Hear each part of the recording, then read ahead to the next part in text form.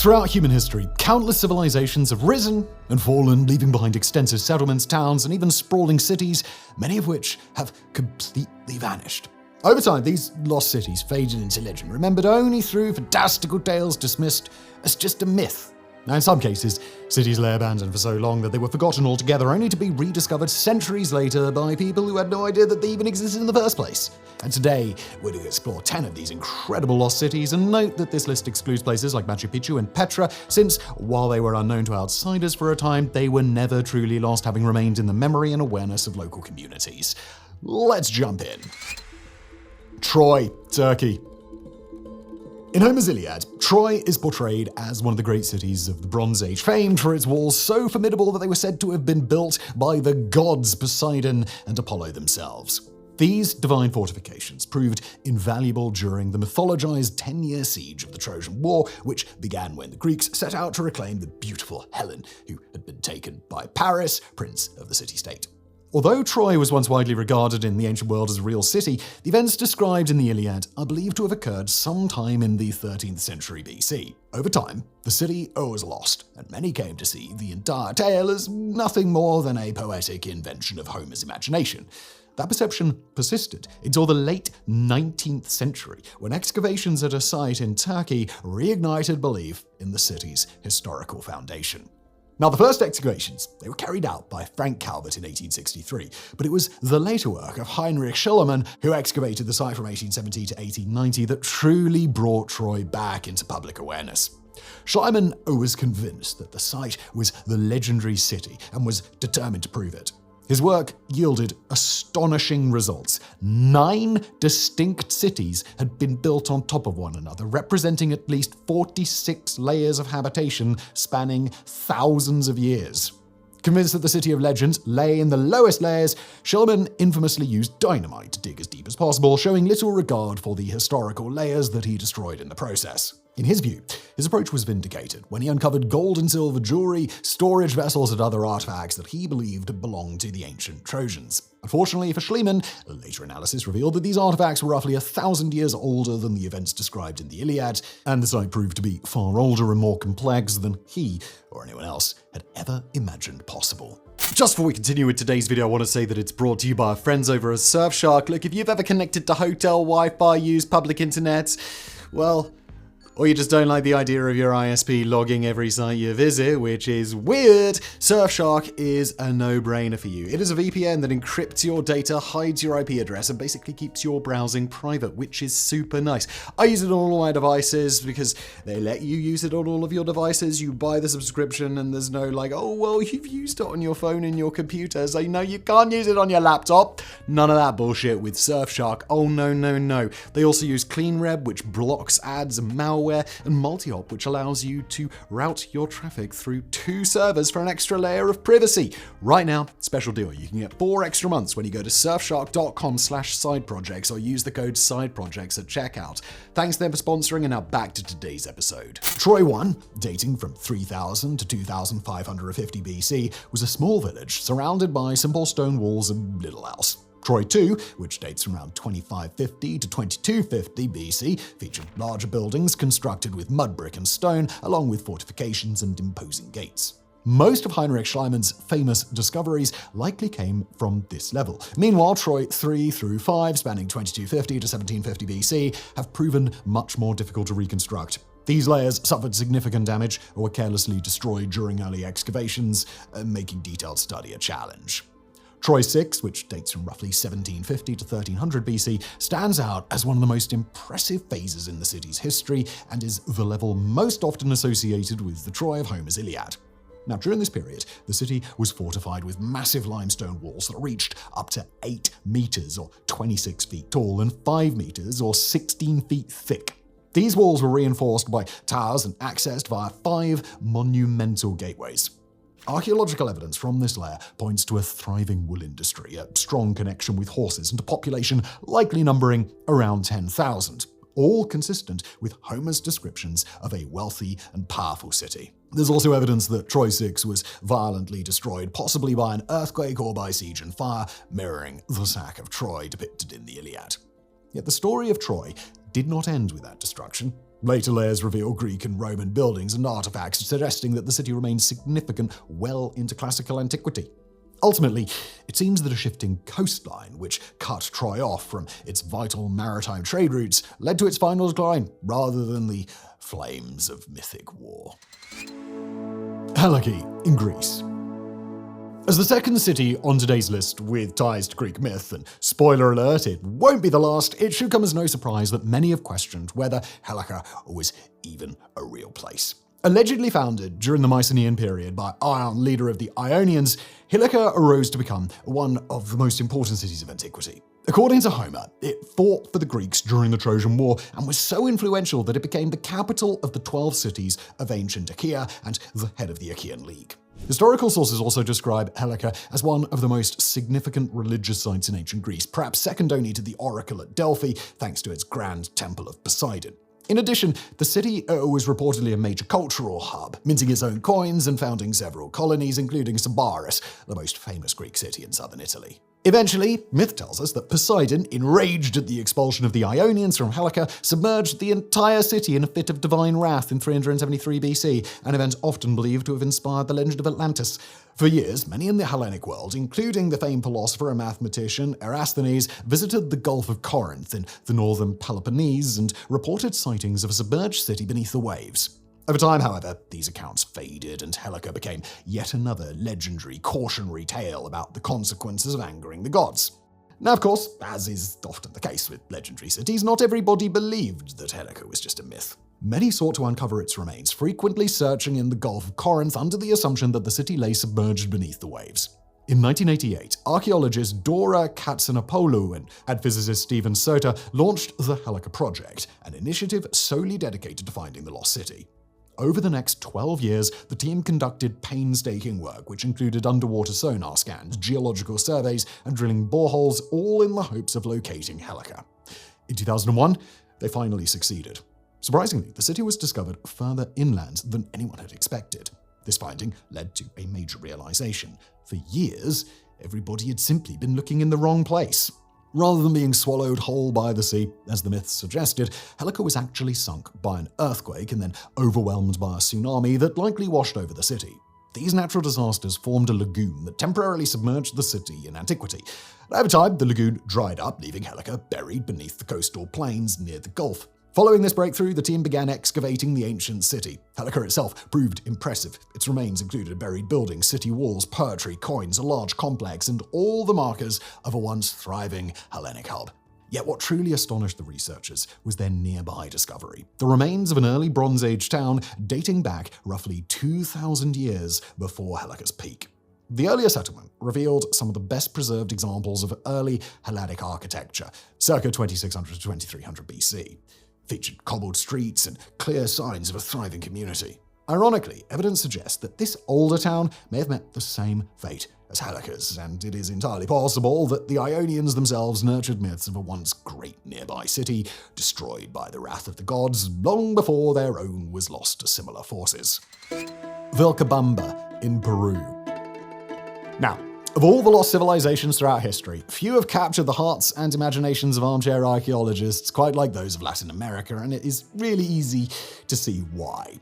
When the Spanish conquistadors invaded Peru in 1532, it took less than 50 years for the Inca to fall from the status of the largest empire in pre-Columbian America to little more than just a memory, along with their once thriving cities and settlements. The Spanish invasion was swift and well organized. Soon after their arrival, the Incan emperor Atahualpa was executed and the capital city of Cusco fell. The surviving Inca were forced to flee in search of refuge. In 1539, they established a final stronghold at Vilcabamba, which became the capital of the Neo-Inca state and remained so until 1572. By then, the Spanish had closed in. According to various accounts, the Inca either set fire to their city and escaped into the jungle, or were overtaken by the conquistadors, who then destroyed Vilcabamba themselves. For years, scholars believed Vilcabamba lay somewhere in the Cusco region of Peru, but its exact location had been lost to history. Hiram Bingham III, who famously brought Machu Picchu to international attention in 1911, believed he had discovered Vilcabamba and held firmly to that belief until his death in 1956. Little did he know that Machu Picchu and Vilcabamba were entirely different sites. He might have ground his teeth as he realized just how close he'd come. Approximately 80 kilometers or 50 miles west of Machu Picchu, hidden beneath dense Amazon rainforest and nestled in the shadow of the Andes, lay the true Vilcabamba, untouched for centuries. Although some locals knew of the place, calling it Espiritu Pamba, or Plain of the Spirits, few, if any, grasped its true historical significance. That changed, though, in 1964, when amateur archaeologist Jean Savoy identified the site, revealing its long-lost identity to the world. The 15-hectare site was eventually excavated, a process that continues to this very day, revealing an Incan settlement unlike any previously discovered. Among the findings were granite stone walls, residential buildings, agricultural terraces, cobbled streets, and temples. Many of these structures incorporated Spanish architectural elements, a unique feature of Vilcabamba that reflects the cultural inclusion of the era.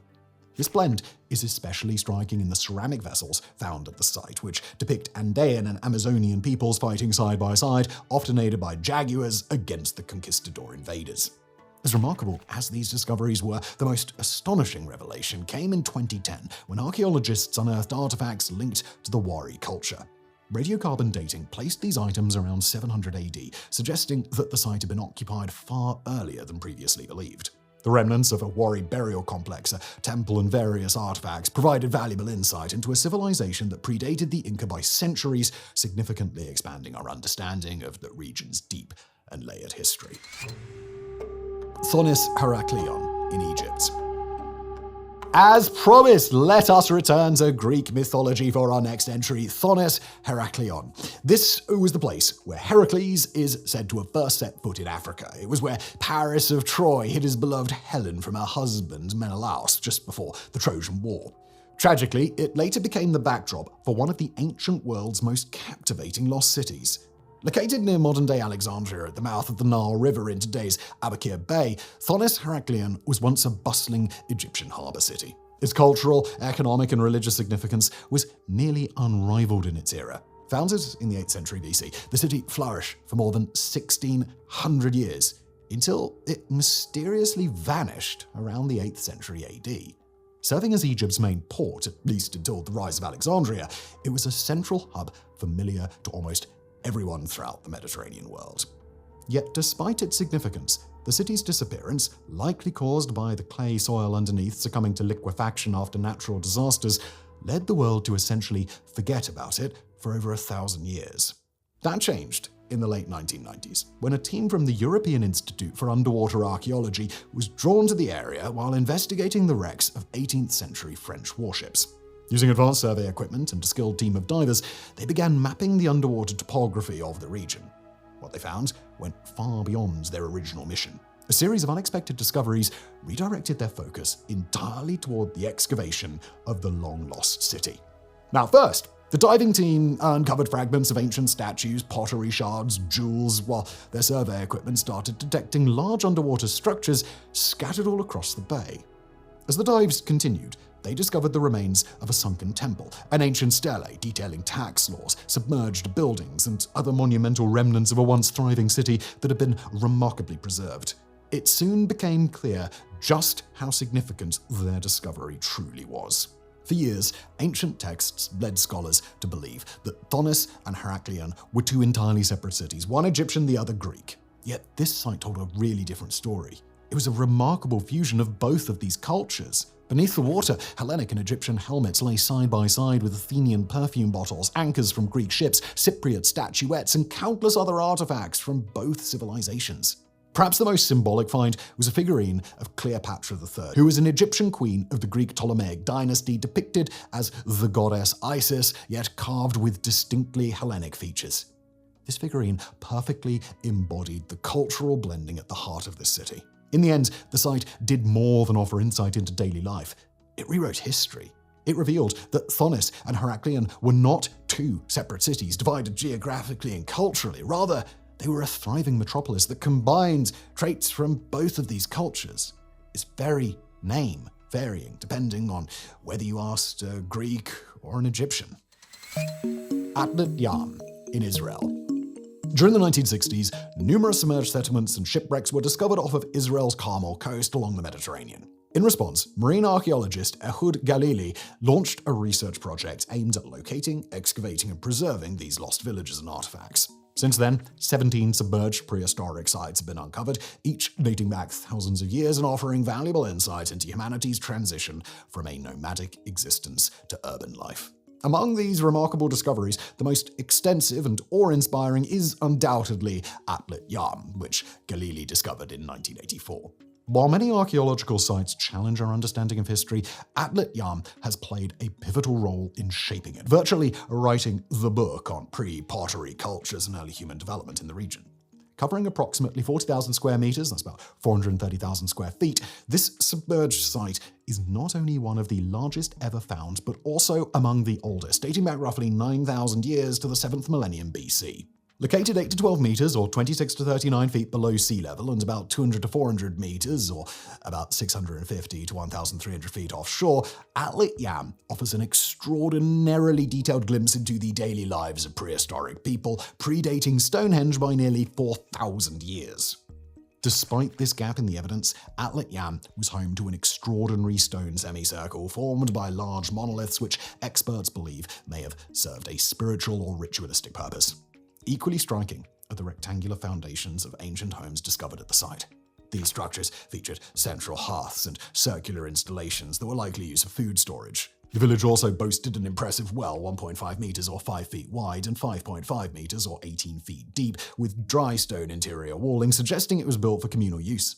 Artifacts uncovered at Atlet Yam include projectile points, axes, fish hooks, and other tools crafted from stone and animal bone, pointing to a strong fishing culture. In addition, evidence of farming had been discovered, such as remains of various plant species and signs of cattle domestication, confirming that the community practiced agriculture as well.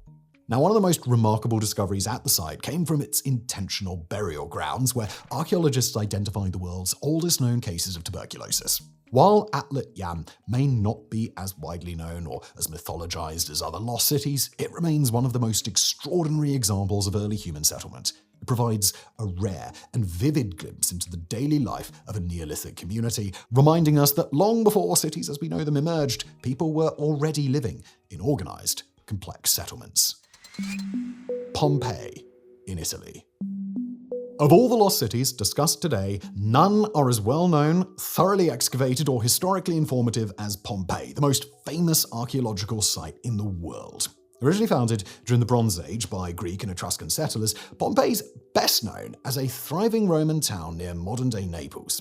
Although it now lies about 2 kilometers or 1.2 miles inland, Pompei was much closer to the sea in antiquity. The Romans were so enamored with the location that they transformed it into a bustling resort town on the Mediterranean, devoting resources to regular building projects throughout the 2nd century BCE. As a result of this rapid development, Pompei reached its peak, evolving into a vibrant city complete with densely populated suburbs and an estimated population of between 10,000 and 20,000 people, with double that number residing in the surrounding farms and villages. In 79 CE, Pompei was famously buried under volcanic ash following the eruption of Mount Vesuvius, an event whose exact date remains a topic of debate. Although the city was never entirely lost to memory, its precise location was forgotten for about 1,500 years until locals rediscovered it in the late 16th century. Official excavations began in 1748 and are widely regarded as the beginning of modern archaeology as a scientific discipline. Since that time, excavation efforts have continued almost without interruption, paused only by major events such as world wars or natural disasters, and indeed they remain ongoing to this day. While the volcanic eruption was a tragedy for the people of Pompei, it later provided invaluable benefits to researchers. Layers of volcanic ash acted as a protective shield, preserving the city nearly exactly as it was on that fateful day. Thousands of structures remain intact, including shops, taverns, temples, public baths, and latrines, as well as schools and homes, which range from modest dwellings to sprawling villas capable of outshining even modern mansions. Many of these upscale villas feature large atriums with rectangular pools, private gardens, and intricate floor mosaics depicting everything from mythological scenes to the homeowner's business ventures.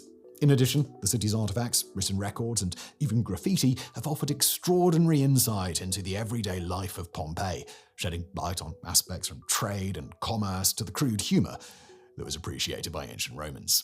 One of Pompeii's most iconic and haunting features, though, is the collection of plaster casts made from the voids left in the ash where victims' bodies once lay. By carefully pouring plaster into these cavities, archaeologists were able to create detailed impressions of those who perished, often shown frozen in their final moments, curled up or crying out. These casts offer a powerful and humanizing glimpse into the catastrophe, unlike anything else in the archaeological record. Perhaps most astonishing of all is that Pompeii has not yet been fully excavated, with new discoveries continue to be made regularly. In 2025, archaeologists uncovered an entire city block that included a laundry, a bakery, and a grand private residence. Yet, remarkably, nearly 1/3 of the ancient city still remains buried, just waiting to be explored. Mahenyodaro in Pakistan. During the Bronze Age, several cultural powerhouses dominated large regions of the world and helped shape the societies that followed.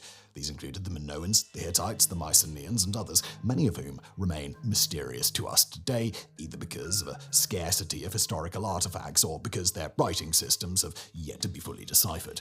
Yet among these enigmatic Bronze Age civilizations, few were as regionally dominant, long-lasting, or puzzling as the Indus Valley civilization, also known as the Harappans. At their height, the Harappans ruled over an area stretching from present-day northeastern Afghanistan to northwestern India. They began building urban centers around 3300 BC and sustained a significant presence in the region until approximately 1300 BC, establishing them as the world's earliest known urban culture. Now, despite their widespread influence, only two major cities have been uncovered to date, Harappa and Mahenyodaro. The latter is located on the right bank of the Indus River, about 30 kilometers or 19 miles south of Larkana in southern Pakistan. Mahenyodaro was founded around 2600 BC and thrived for roughly 700 years before being abandoned around 1900 BC, likely due to climate change and flooding that rendered agriculture increasingly unsustainable. Over time, the site became naturally buried under layers of sediment and soil, and both the city and its civilization gradually faded from memory. It wasn't until 1922 that R.D. Banerjee, an archaeologist with the Archaeological Survey of India, rediscovered the site while investigating earlier reports of ancient Buddhist stupa in the area. His findings revealed the remains of one of the earliest known examples of sophisticated urban planning, matched only by its sister city, Harappa, which was founded around the same time. At the heart of Mahenyodaro lies a fortified acropolis, once protected by ramparts and surrounded by the lower town. This lower town is distinguished by its red mud brick buildings, arranged along a carefully planned grid with narrow streets and precise 90-degree intersections.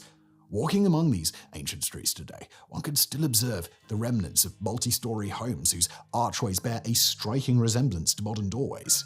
Scattered throughout the city are the remains of public baths, wells, a massive granary, communal pools with wide staircases, soak pits for sewage disposal, and even a sophisticated street drainage system designed to prevent flooding. One of the most remarkable features is the presence of private toilets in many homes, including those occupied by common citizens, which demonstrates an advanced understanding of sanitation for the time.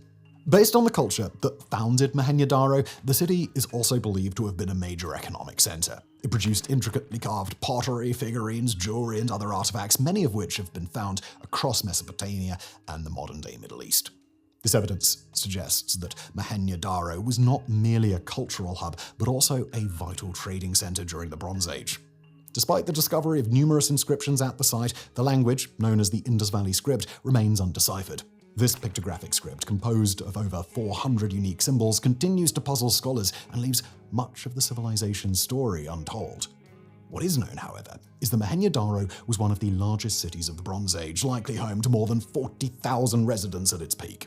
Its architectural ingenuity, careful urban planning, and preserved artifacts, including decorative seals, sculptures, and even the layout of the city, stand as enduring evidence of the sophistication and greatness of the Indus Valley civilization. And that's your Lost Cities for today. Hope you enjoyed them. I'll see you next time.